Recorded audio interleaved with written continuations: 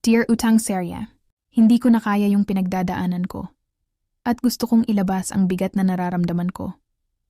Ang hirap pala malagay sa ganitong sitwasyon. Nalulung ako sa sugal. Noong una, ayaw ko talaga sa sugal dahil alam kong sayang ang pera.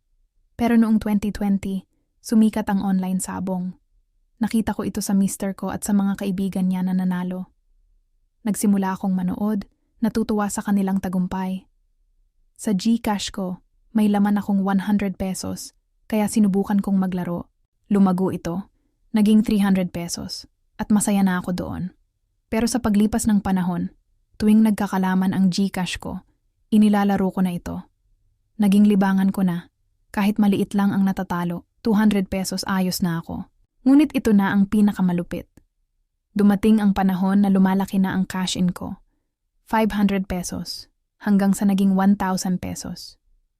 Nanalo ako sa simula, pero sa sobrang kasabikan kong manalo ng malaki, natatalo din ako. Biglang nawala ang online sabong, kaya natigil ako sa sugal ng ilang buwan. Pero nakita ko ang mga ads na nagpo-promote ng mga online games. Na-trigger akong maglaro ulit.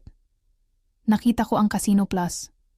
Sa simula, maliit lang ang mga taya ko, pero sa kasabikan ko, naubos din lahat. Dito na ako nagsimulang mangutang sa kahit sino, mag-loan sa mga online apps para ipangsugal. Nagkanda sabit-sabit ako sa mga utang.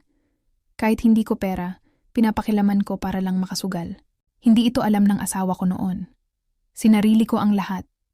Pero nang dumami ang naniningil at nadadamay siya, nalaman din niya. Ilang beses niya akong sinalo at binayaran ang mga utang ko. Sabi ko, magbabago na ako pero hindi pa rin. Ang daming tukso na nagpapaengganyo sa akin na sumugal.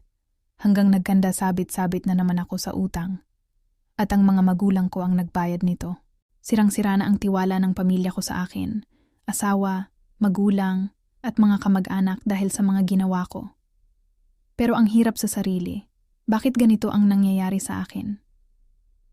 Parang dito na lang umiikot ang buhay ko. Siguro tama nga sila.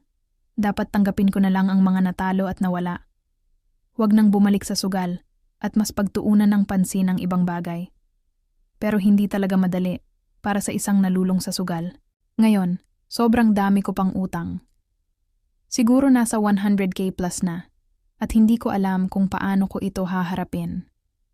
Wala na akong balak na may tumulong pa sa akin. Napapagod na sila sa akin.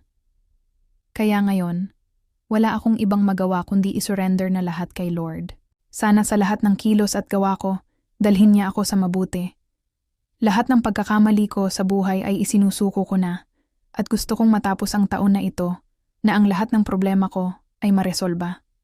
Salubungin ang 2026 na may bagong buhay, ang hirap ng ganito. Sana, mga kagaya ko, malagpasan nating lahat ito. Nagkamali man ng landas at nakulong tayo sa mundo ng sugal, sana makalaya na tayo sa ganitong sitwasyon. Dahil totoong walang yumayaman sa sugal. Sana mabasa ito ng marami at sana mapayuhan din ako. Salamat po.